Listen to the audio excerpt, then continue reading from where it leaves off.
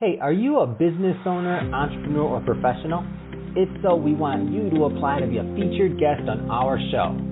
My name is Adam Torres, and I host the Mission Matters series of podcasts.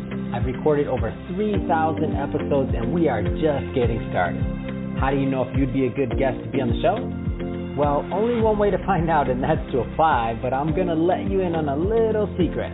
We want guests that have a story to tell, guests with a brand, a product, or a service that can benefit my audience of listeners. If this sounds like you, go to missionmatters.com and click on Be Our Guest to apply. I'd love to talk to you and get to know more about your story. Again, head on over to missionmatters.com and click on Be Our Guest to apply. All right, now let's get into the show. Okay, I'd like to welcome you to another episode of Mission Matters. My name is Adam Torres, and if you'd like to apply to be a guest on the show, just head on over to missionmatters.com and click on Be Our Guest to apply.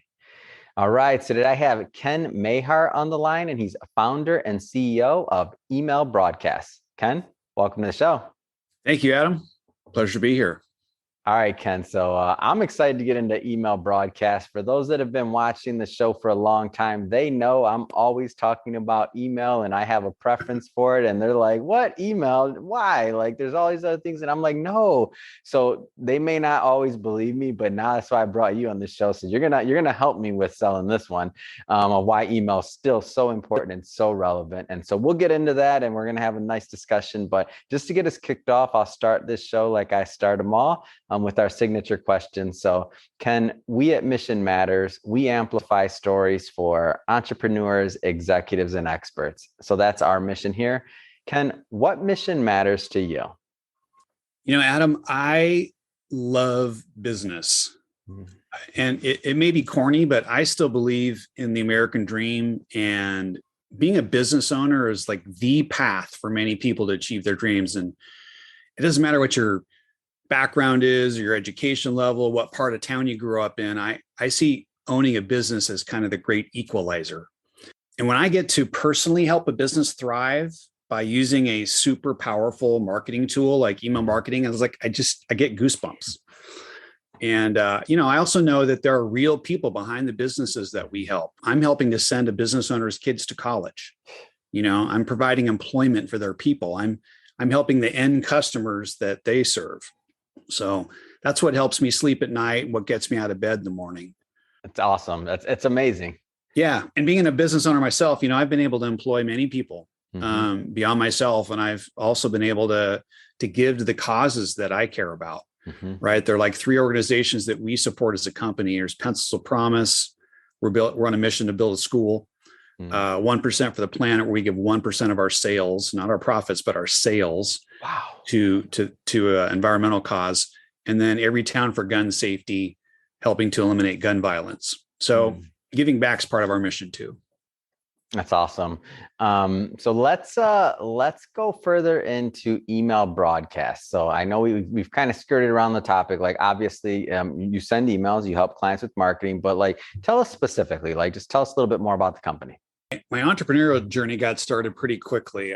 Or pretty early. I was about 13, I think, when I started mowing lawns around town. And then I think I won a contest, like selling shoes door to door out of a catalog for some school thing. And one time I worked on a fishing trawler for like a week with a friend of mine, and we didn't get paid in cash. They paid us in salmon. And I was like, what am I going to do with all this fish? So I set up like a instant pop-up fish stand at the end of my one-way bridge into town. And I sold the salmon for like $5 a pound. And anyway, so I've kind of this entrepreneurial spirit for a long time. But as far as email broadcast goes, it was kind of a classic story of solving my own needs. I was cold calling C-level executives for a high-tech firm in Seattle. And I'm trying to set up appointments for new technology that nobody'd had or even heard of. And it was a tough gig. And I was calling like CIOs of Fortune 500, right? So I was killing myself, competing for number one every month. And I found it super frustrating when I couldn't book the appointment because it took me so long to get the guy on the phone the first time. I'm like, I need a better way to follow up. So I went and found this whole email system. It was a list server. And it was kind of. What year was this, Ken? I got to put this in perspective. Yeah, this is you've been in the email business for a long time. Oh yeah, this is back in 99 or 2000. It's crazy. I do my best to get the appointment, but if I couldn't, I would say, hey, listen, can I at least get your email address so I can stay in touch, right? And so I started building an email list. And the first month, I only had like 40 people on there or something. But I sent my first message out, my first broadcast, and it was personalized. I even mail merged the guy's name in there. Nobody was doing this before, at all. So they all thought it was an original email from me. And I got like 4 replies that said, yeah, let's meet. Wow. Well, that was an entire week's worth of work to get 4 meetings, right? Yeah. And so I was like, whoa. And then the next month I sent out to more people because I had more people on my list. And I got like 6 appointments. So I'm top of the leaderboard. I'm whistling Dixie, walking out of the place at like 5:01 p.m. Everybody else is, going, how does he do it? I ended up getting promoted to the inside sales manager role and then became a territory manager. But anyway, so I solved my own problem. I need a way to follow up with all these people that I've been contacting in a scalable, natural way. Yeah. And email marketing was it. And so it was so powerful that I ended up taking it to a couple of former employers that I had. I'm like, God, these guys should be doing email marketing. And I took it to them and they're like, we don't know how to do this. Can you do it for us? I'm like, yeah, sure. So I started running that on the side on the weekends after my job, which was already a big job. And eventually something had to give. And I decided to go full time with email broadcasts and kind of never look back. Wow, that's quite a story, and I think I have to circle back and bring this one up because I didn't want to interrupt you, but I cannot believe that you have a selling fish story as well. That was that's a Grant Cardone story. I remember reading. Is it really? Look, it might have been like Sell or Be Sold or something like that, but he tells this story about knocking on doors selling fish, and I'm like. I wanted to jump out of my chair just now because I've met people that, you sell candy and, candy in school. You sell comic books. I was a comic book guy. I was a baseball card guy, like selling cards and stuff like that. But fish, I'm like, there's another Grant Cardone story. I didn't know there's another person on the planet that set up a fish stand or started knocking on doors selling fish. It's an amazing story. Yeah, Grant's great. I've met him a couple of times, but he's a crazy guy. He was in the car business too, so was I, and that's how I kind of learned to meet him. I actually opened up my own car lot too. I forgot about that entrepreneurial deal. That was great. I ended up selling that to my partner. That was good. So yeah, been doing the entrepreneurial thing for a while. That's a great story. And another thing that I like about email broadcast is really like you set it up and you started it because there was a need there, right? There was something that you were fulfilling a need for yourself, and then you saw a way to maybe add value and to give it to the marketplace. Like what kind of advice would you give? There's some people watching this right now, and they may be in that same place where they're solving problems for themselves, and they're thinking, maybe this idea has legs. Maybe like I should consider this as a business, because right now it seems like common sense, right? Like you're like, oh, sending out emails, you make money, you get paid. But when you were doing this is like, oh, let's just go to the moon or whatever. Yeah, like, this was secret ninja stuff. Yeah. People watching this are probably like, what are they talking about? It's email. Like, no, it wasn't like that back then. You have to remember, what was that? Your AOL email address back then or something like that. And if you're still using that right now and you're watching this, bless you. But I'm just saying that, no offense, but like it was big stuff you were doing back then.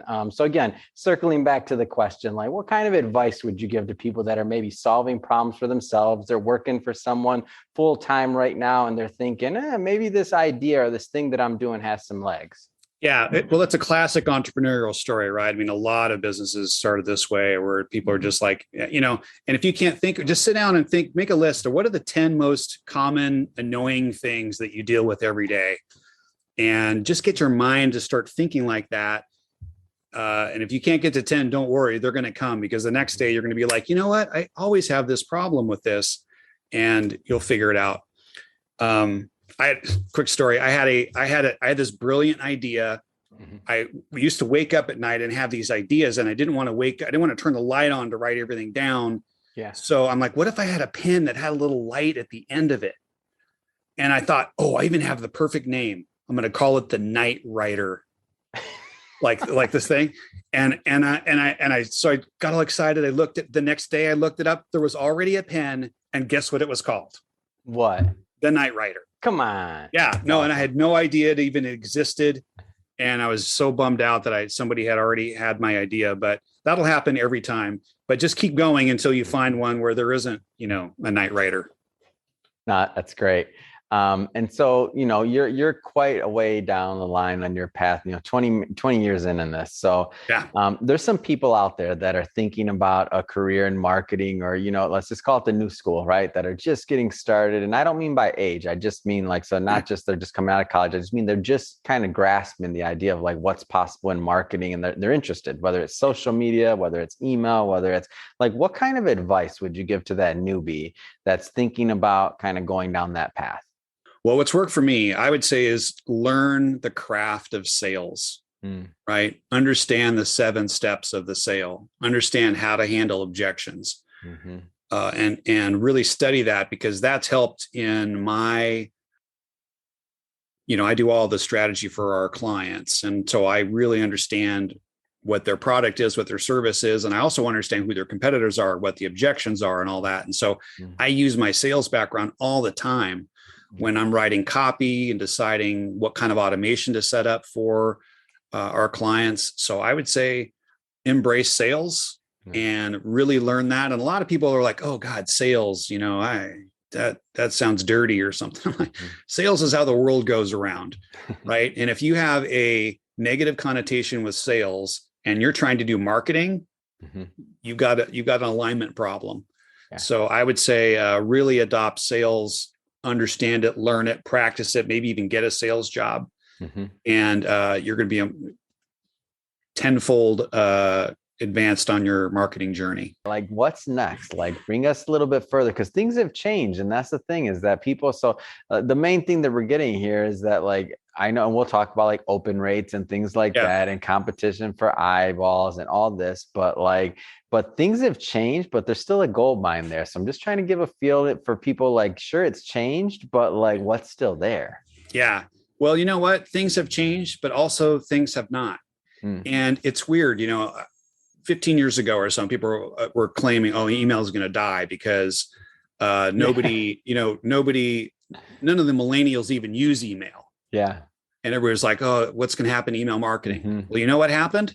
The millennials got jobs and they had to use email, right? And email is so powerful because of the network effect, right? Everybody's on it, everybody uses it. And that's why it's so valuable. That's why it's still around and such a huge part of business, because everybody's in their email every day. I'm like 92% of consumers are in their email every single day. Business people are, constantly on email. So a lot of people have predicted that, Facebook is going to ruin email, and every new social media that comes along is like, oh, that's the end of email marketing. Yet email marketing still keeps delivering the mail. And frankly, there's been a lot of innovation and a lot of technology and cool personalization stuff. And we can get into that a little bit. But the cool part is that basically it's a lot still the same, right? It's built on the same protocols. In fact, when we design email, we can get into that a little later, but we have to go backwards about 10 years when we're doing stuff, using tables and stuff. Yeah. Because of all the email clients, the way they handle email, we have to go backwards a little bit. So anyway, a lot's changed. We can dig into the details of it. I think probably the biggest innovations, if you're asking me that, is, the modern ESP, right? I used to, like I told you, I had this list server, and it was like this email conversation. I would send the thing to an alias, and then it would come back, and then I would send a thing to say yes, to approve it and send it out. And it was very, oh my gosh, that's amazing. Yeah. And so now you've got these beautiful drag and drop templates, and, so on one hand, stuff's a lot easier. However, you go to dig into that, people are like, oh, this should be easy. It's like DIY and drag and drop. And let me get in and create an account. Well, there are about 200 decisions. You go to set up a new MailChimp account, and we're MailChimp experts. If you go to set up a MailChimp account, there's about 200 decisions you have to make just to get the account set up. Wow. And then you have to figure out, what am I going to say? How often should I say it? You have the content problem, and then you have the design thing. What should this look like? I mean, we have our logo, but it needs to be more exciting than that. And so there's all kinds of decisions that have to happen. But I think, my life's a lot easier now that there are professional ESPs to use, I guess, is probably one of the biggest innovations. Why have you decided to just focus on email? I mean, I think it's a very unique niche that you're in. And I know that it's tried and true. When I say unique, I think it's unique that you're not trying to be like everything to everybody. Like that's a common theme. Like there's a new platform, a new this. Oh, we can do that. Oh, we can do that. Like, why have you focused on email? That is a great question. And it harkens back to a previous answer when I was talking about running a business like a Swiss watch and wanting to be really, really good at something. Because you're right. We show up, we do great work, and our clients are like, oh my God, we have somebody that's, not only are they creative, but they're accountable. And they're like, can you please take over my website? Can you please handle our social media? And we've just said, no. We do email marketing, and we do it really, really well because we're focused on this one particular medium. And there's so much to email marketing if you're doing it at a really high level, just to stay current with the platform and the changes and the challenges that come along and the templates that break and the email clients that don't look right anymore. It's a big enough job alone just to do that. But you're right, though. Everybody wants to do kind of everything. In fact, I have some partnerships with agencies who say they do email, and then you talk to them and they're like, yeah, we don't, it's not really our sweet spot. And so they'll bring us in. There's a stick to the knitting as a phrase from back from the 80s, where we stay focused on something we're really, really good at. And so far, there's been plenty of work for us just to do email marketing. Oh, for sure. And I'll pick on myself for a moment.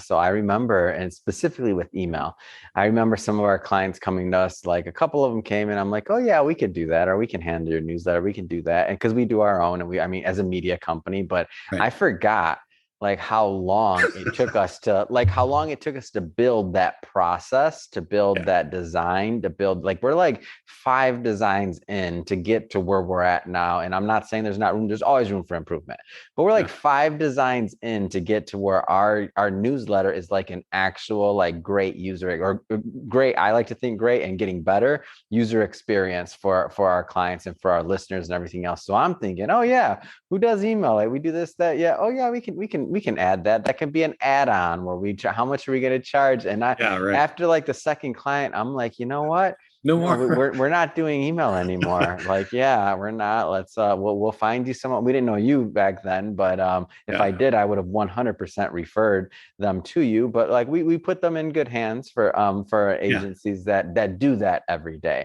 But I fell in my own trap, and I'm like, I was like, come on, how did I fall in the trap? Like, I know better than this, and I, even as an entrepreneur, was just like, I didn't know how hard it is. It's hard, we're opportunists, right? And so we see opportunity, we want to go, hey, let's figure that out. But man, if you're not in it every day doing it's tough. Yeah. So let's start getting into the weeds with this a little bit. So I'm just gonna open the can of worms, and I'm just gonna throw this out there. I know it's gonna vary from client to client, but we got to start somewhere. So what are some of the common mistakes that you see people doing in their email marketing that you notice?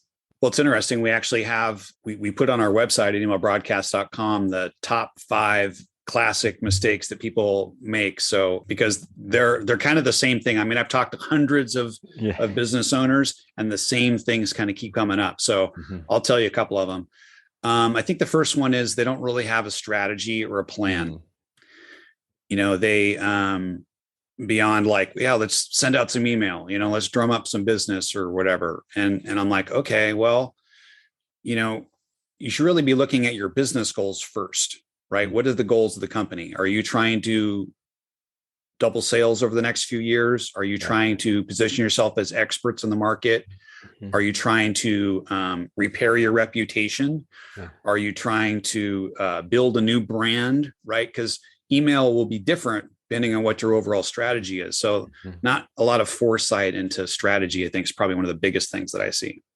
So what you're telling me is, hey, we need some sales. We're low on revenue this month. Can somebody send out an email and do a special tomorrow? That's not an email strategy? Yeah, God. Oh, Yeah, But the tomorrow part's the best thing, right? Hey, let's send out an email, make it good for tomorrow. Make it good. Hold on, let me play devil's advocate here, Ken.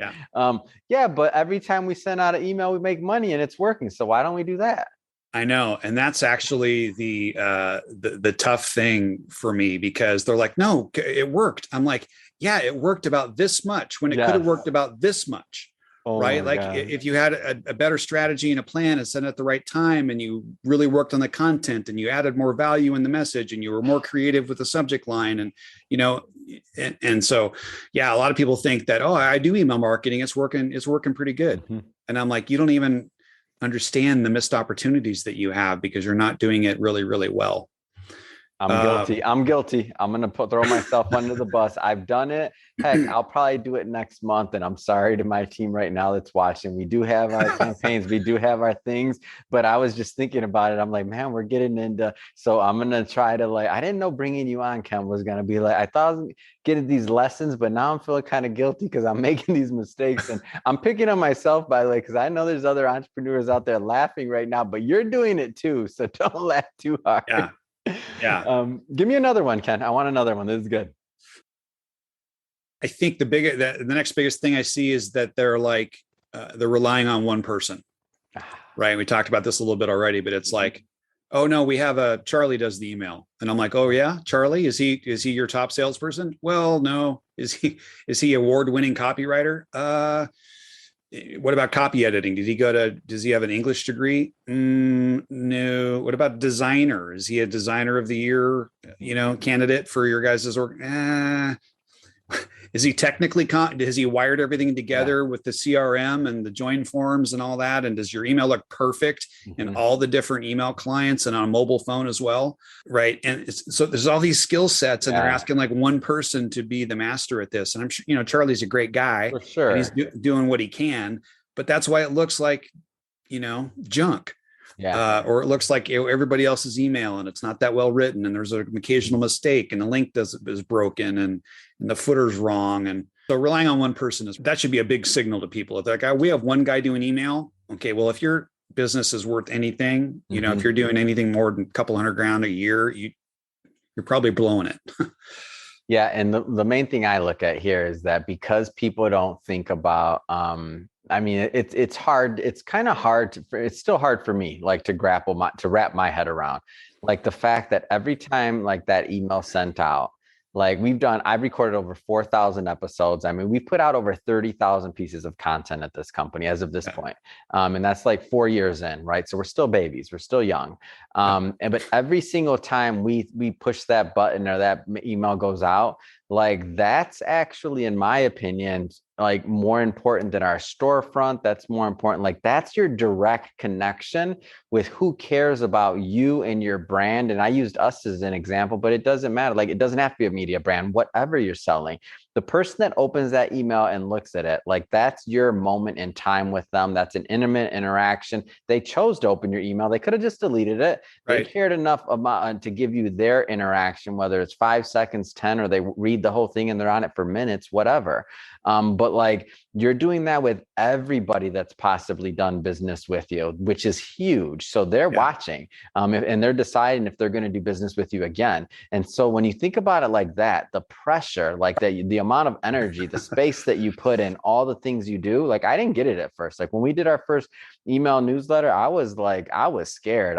We were probably 2 years in. We had a database of over 10,000 people that wanted content from us already. Yeah. And I was like, we're not sending email. I don't know. Then we sent one and we did it wrong. And I'm like, oh my gosh, we made a bunch of people mad. And we weren't even selling anything. We're just like, hey, this is the new episode, but we didn't do it right. And we didn't, and our frequency was off at first. And then our frequency, there was a delay and all these other things that went into it. And I'm like, oh my gosh. And every time that we made a mistake, that hurt our brand, not to where it's irreputable and people didn't like us and things like that, but it does. There's a cost, and we don't know what that cost is. It hurt our brand every time. Whereas if I could go back in time and if I was a little bit more knowledgeable on the importance of email, I'm like, oh my gosh, I have all these people that care about what we're doing. Why would I disrespect? Why wouldn't I work with a company like Email Broadcast to make sure we get it right so they have the best user experience, which in turn will make us more money. They're happier. Like it's a win-win situation, but it's not like, it's more intimate than, and I love Instagram. I love all different marketing platforms. I think all of them can do, like they do what they do. But Sure. with that, you put a post on and maybe 10, 20% of the people that actually follow you and care about you might see it if you're lucky, if the algorithm does it or whatever. This is beyond this conversation. But for email, every single person that signed up for it, they're getting it. Whether they open it or not, they're getting it. Whether they read it or not, or look at the headline, they're getting it. So it's just such an important interaction with your audience and the people that ask for this content. So I'm like, it blows my mind. Like when somebody just sends an email, or like what you said, Charlie does that. I'm like, I love you, Charlie, man. But we don't have a Charlie here, so I can say I love you, Charlie. But I'm like, Charlie, this is big. We need a team on this one, or we need to work with somebody like Email Broadcast to get it done right.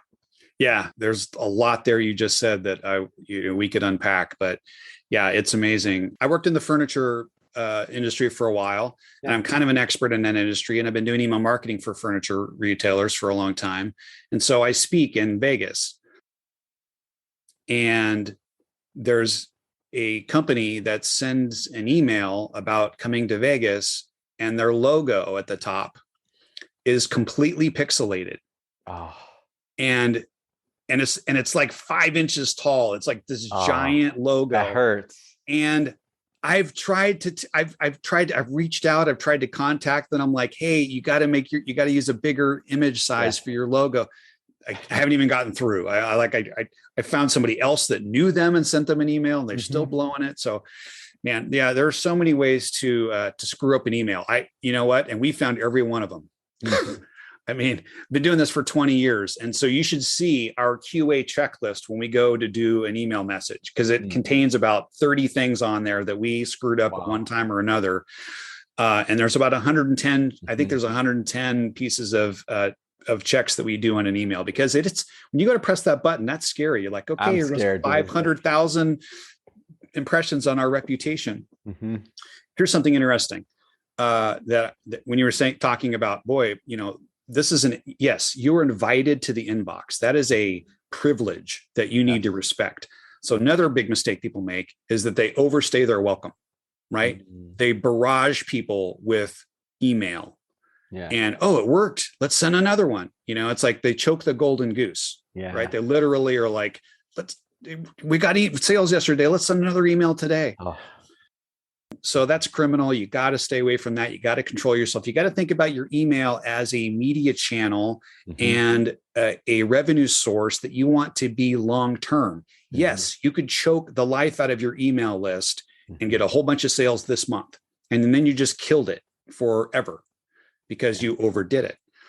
Right. So when people are sending the reputation, right? When you were talking about, hey, I'm about to send this email out, and you made people mad, you weren't even selling anything. Yeah. The number one factor for people to whether they're going to open your email or not, a lot of people, I kind of use this, and when I'm speaking, it's kind of a trick question. It's like, is it the subject line? People are like, yeah, it's a subject line. And then I'm like, no, it's really the sender name. Yeah. And what I mean by the sender name is the reputation that you have in adding value, right? When they see that inbox hit and it has your name on it, and if they get excited because you're respecting their inbox, you're not over delivering, and you're always adding value, and there's something good in your emails, that's what gets them to open it. It's based on the reputation that you have from the past. Yeah. So when you are making mistakes and you're throwing extra emails at people, your reputation is going down, and that's what's going to happen to your engagement. Is why, I don't understand why people aren't opening our messages anymore. Well, because you've been abusing your privilege. Yeah. Oh, that's so good. And we take that like really seriously. I think maybe once a year we'll do it, and it maybe twice a year we'll do an email that actually comes from me and that goes out to our previous guests, and we'll let them know, just it could be a general update. It could be, hey, we're booking the next quarter or something like that. But we do it maybe once to twice a year. We'll do that, or even just to reconnect. And that email, our newsletter is pretty good. We do well on that, and like, I guess industry wise, so we're hovering at 30%. But for media and newsletter, that's not bad. But when we send it from mine, because I think we've provided value and we do respect people and their inboxes, that's over 90%. like every time we've ever done, and that's for years running. And so that's because they're like, oh, okay, Adam wants to say something, like let me hear what he, and sometimes it is like there's a sales pitch in there and there's something that they could potentially buy. Sometimes there's not, but we're doing it, once or twice a year, and they know if I'm emailing them that's important. So I'm not saying that you have to be like that extreme. I'm just giving you an example of, man, you know what you're talking about. I always wondered, I never thought about it the way that you said it. So that wasn't the plan. The only reason I ever did that was because I'm like, well, we like functionality wise, it's like, no, I can't, because I need to answer that. So I'm like, we can't do that. We have to shut things down for me to do that. Like this isn't it's a common role. It's not an assistant role. So like I have to make sure, because this is a direct communication with our audience and our guests and the people that trust us with their brand and their story. So I have to do that. Like that's my commitment to them, but they respect that and they understand it. And that's just maybe an extreme example of it, but it's true. Like what you're saying is spot on. And I didn't even know why it was, but until you just told me. So thank you. You're welcome. Yeah, it's a pretty common mistake that people, they look at email as just a sales channel. And I have to educate them and say, look, this needs to add value for your end user. Because imagine, would you listen to a radio station that was only commercials? No. Right? That's a good one. I've never heard anybody say that. You need to have content, right? You need to keep me paying attention. And so we talk about like a 3-to-1 ratio, right? Gary Vaynerchuk's good at this, right? Jab, jab, jab, left hook. So it's deliver value. And all of a sudden your audience is like, wow, these guys are great guys. There's a reciprocity part of, impact where they're like, they kind of want it. They want to help you and they want to do something because you've been so generous with your information, your time, your resources, your knowledge, your curating content, whatever. And then when you ask, you've got high engagement already because people are opening your stuff because you've always been sending value. Then you get great results when you ask for the sale. Awesome. First off, those are great examples. And I'm guilty of making some of those mistakes myself. And, I'll probably forget and I'll probably make them again. Hopefully not as many in the future. But are there like any other examples or any other things that stick out to you? Yeah, I see this very frequently in campaigns that we take over.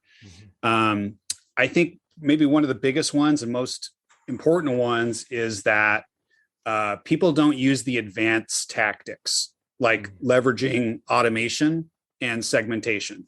They kind of have this intention to, they know about it, but they don't actually go and do it.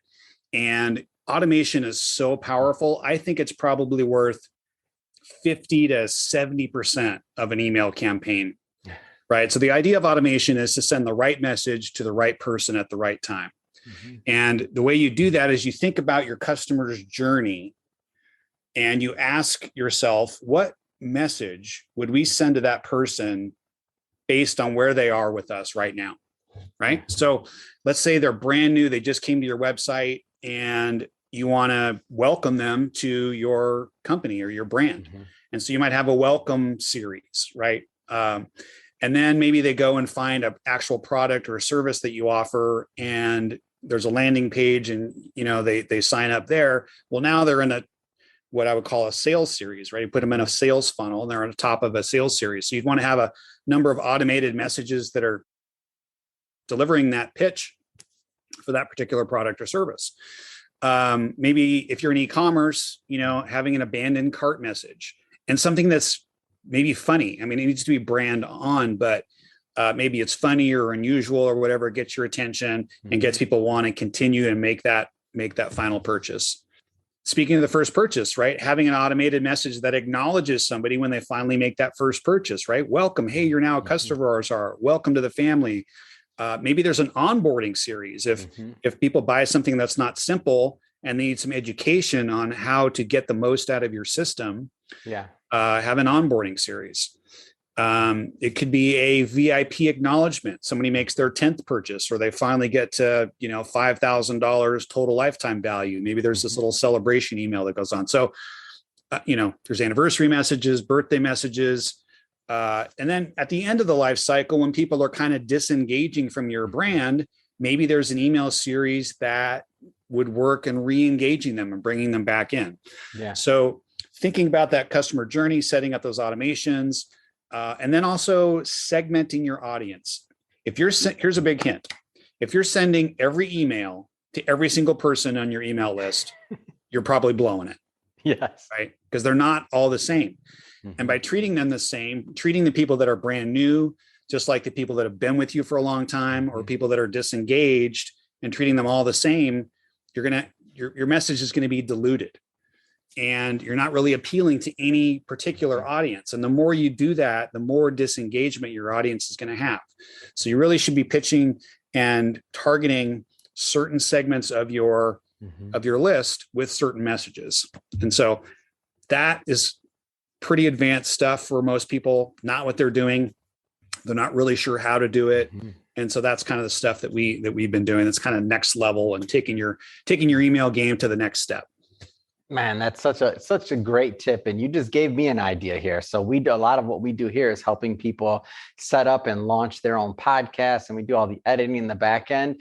And historically, we've done, most of it's been, mostly conversations. And we still will do that in terms of an agency, because we do a little bit different in terms of the way that we do production. So It's not, we're not on the automation side or anything like that. But my point being is that why don't I have an onboarding sequence that I'm sending out, like welcoming to them? I can't personally thank every one of our clients. I can't personally, provide them a tip on a one-on-one call. It's just not feasible. Like as the business has grown, like I can't be on every call, right? But why don't I have that done? Like an onboarding. This doesn't even, what I like about what you're bringing up is that, and for everybody listening, I don't know if you caught it, like this doesn't have to be all sales. This can be educational. This can be retention. Yes. This can be a lot of other things. This is how a client engages with your brand overall. So in our case, if they're setting up, a call with us, they're working with the director of agency, the podcast producers, the social media team, they have all these moving parts. Why aren't they getting an automated email sequence from myself that's talking about like the journey of podcasting, or specialized content that only they would get as our clients and as our welcome and appreciated clients? Like, why are we not doing that? Why? Because I didn't think about the idea till you just now told me, Ken. Why didn't you tell me this years ago? Well, I'm sorry I didn't get to you, but that brings up a great, I've got this example. There was a client of ours, More Furniture for Less, huge furniture retailer here in the West. And they had dozens of people in their customer service area. And they get the same question all day, every day. People would buy the furniture, go home, and then completely forget about what the salesperson said about how they get it, the delivery or the pickup. Yeah. And so all day long, people were calling. So we created this email, and we took a picture of the yellow slip that they took home with them. And we put a circle on it. And we said, congratulations. I'm sure you're excited about your new furniture. Here's what's happening with your delivery and your pickup. And the calls went to like near zero, and they saved tens of thousands of dollars not having to employ those people to make those with one automated email. Amazing. And I know as people are listening, like they're getting ideas. So this is amazing. All right, Ken. So this is awesome. And I guess next, so I get it. I understand it. Email marketing, I understand what we're doing, but like, who is this appropriate for? Like, who gets the most value out of working with you and your team? Is it just like enterprise level? Like, you have to be a big company to do this, or, are small businesses able to take advantage and work with you and your team? I mean, give me a little bit more of the background there. Right. Well, yeah. I mean, really any business should be doing some level of email marketing. Whether or not they can afford a full service email marketing like us, having experts handle it, is actually pretty surprising. 80% of our clients pay less than they would invest in a single part-time employee, and they get to hire my entire crack team. So it's not as expensive as it might sound. But who's full service good for? There are a couple of categories. If you have a business, if you're doing over 5 million in revenue, and you still have like one guy doing your email marketing who not the best designer, or the best copywriter, the best project manager, all in one, because that person's impossible to find, you're probably leaving all kinds of money on the table, right? We usually make a 10 to 40% impact in top line revenue. And so if you're a $5 million company, that's potentially a $500,000 increase or more. So you should be doing full service email with somebody, even if it's not us.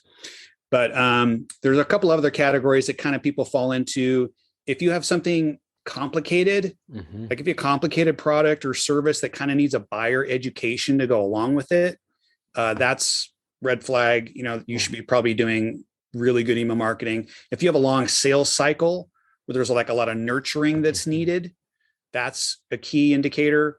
If you sell relatively high dollar purchases, just anything where it's a significant purchase in somebody's life, email is going to be helpful there. If you do B2B sales, or if you have an inside sales team, like the example I gave earlier, or an outside sales team. Yeah. Having email do follow-up is amazing. If you give bids regularly, like if you're out, giving bids, it's amazing. I've gotten so many bids from people and they've never followed up like a single time for like $50,000-$60,000 landscaping jobs and roofing jobs and stuff. Wow. I'm like, those people should be using email marketing. So one little email follow-up sequence, the difference between them doing that and their if they're not doing it, their competition's probably not doing it either. Exactly. And so, hey, here goes my bid. Let me know. Right. And 4 weeks later, you can't even remember who was who. Yeah. Right. But if the people had followed up with 2 or 3 emails about your neighbor that just got their job done, who were happy and, and just built some credibility, they wouldn't be thinking about anybody else. So that's a big deal. If you have fierce competition like that, right, and it doesn't necessarily mean you're giving bids, but you're like in a fierce dogfight with your competitors, and you can do a great job at email marketing, and your competitors are not, you're going to rise to the top. If you have an e-commerce website, right, or if you have high volume of internet traffic, that means that you've got an audience, and you should be offering a lead magnet. You should be building an email list. It's a valuable asset in your business. When you're using it, of course, and then when you go to exit too, people are always like, how big is your email list? So those are kind of some, and then there are particular industries that we've done a really nice job in serving, adventure travel, aesthetic medicine, brokers, e-commerce, lawyers, furniture, nonprofits, retail, solar, startups, so we have a lot of experience in those kind of things, but we've already niched down to email marketing only. We're really good at learning a new industry. And so it's not really industry specific, more, can it work for you? Right. This should be an investment that returns a dividend, right? Yeah. So email marketing shouldn't cost you anything. It should be a money maker if you're doing it well. Yeah. And that's one of the key things. So when people talk about, is it working? Is it not working? Should I be doing it? Well, you pretty much kind of figure it out pretty quickly. And I'm going to throw this out there because so few people are doing it, in my opinion, the correct way. And I'm not saying we're doing it perfectly over here. We've had our bumps and bruises, and maybe we have some good things going. But that being said, there's people out there that, in my opinion, are just sitting on lists. They're watching this right now, and though that money machine, that money tree is ready to get shook, in my opinion. Like they gotta connect with you or connect with a team that knows what they're doing, so they can start, in a tasteful way, reaching out or creating the right campaigns and providing value, really, because the people that originally supplied you that email, they were looking for value. Maybe some of them found it somewhere else. Maybe some of them still have that unmet need. And for those that have that unmet need, in my opinion, they're probably pretty welcoming to somebody providing them with value and still looking to meet that need, which is ultimately what we're doing. I mean, that's at the heart of it all. Yeah. A lot of people are already making an investment in email marketing, but they don't know what it is. Because it's half of one guy's time doing it, and they haven't really done the math and go, geez, that guy's salary is $80,000 a year, so 40,000 plus benefits is what we're spending on email marketing right now. What are our results? If they're not fantastic, then you have a big opportunity to look for somebody like us that's specialist at it. That's awesome. So what's next? What's next for you? What's next for email broadcast? Like, what's next for the company? Another 20 years of email marketing, I guess. Yeah. We're pretty focused. I'm also a story brand guide, a certified story brand guide. And so we're helping people a little bit with some of their website stuff, mainly around copy, because sometimes I'm doing an email campaign and I'm like, I'm going to drive all kinds of traffic back to the site, but this site is not performing. Not going to perform. And so I help them a little bit with that. So it's not really an additional service. I only do it for my email clients, really. But yeah, we love what we do. You know, I have a team. We're spread out all over the U.S. We run a remote organization. That's been fantastic and also been challenging. We could talk about that if you want, but yeah, we're just excited to keep perfecting our craft. We want to be the world's greatest email marketing agency. Awesome. Maybe we are. I'm in. I love it. This is great. Well, Ken, again, awesome having you on the show today and just learning more about your background. Your passion for email just comes through like the screen. Like I know you do what you say you do. If people are watching this and they want more information on email broadcast, what's the best way for them to follow up and to connect? Well, they can go to emailbroadcast.com and you can't miss it. It's book an appointment button all over the website. They just book an appointment with me. It's a free 20-minute consultation. I'll sit down, I'll listen to their business. I want to hear their business model, some of kind of what they're doing. And I'll be like, hey, we might make sense for you. And if we don't, I'll tell them. In fact, we have some Google reviews where people are like, wow, he actually told me he couldn't help me, but he sent me somewhere else. And it was great. So that's probably the primary thing they can do. In the meantime, they can go to the site. They can also sign up and get those 5 classic email marketing mistakes that almost all companies make. I think that's really valuable. That series gets followed up with a 20 for 20 series. We're celebrating our 20 years in business. We put together our 20 top tips for email marketing and business. It's a video series that'll come as well if they just want to get educated. Of course, they can email me. Right. I was going to say, if you don't leave an email, man, I don't even know. We're not even going to release this. What's that email? It's Ken, like Barbie and Ken at emailbroadcast.com. In fact, what I'll do for your listeners, anybody that sends me an email, they could just say, give me the 20 facts. I got a document that's the 20 facts every business owner should know about email marketing. And I'll send that as kind of a gift for people. Just send me an email and say, give me the 20 facts and I'll send that along. Awesome.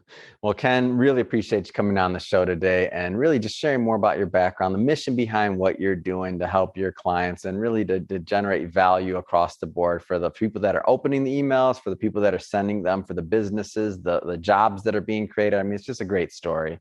And to the audience, as always, thank you for tuning in.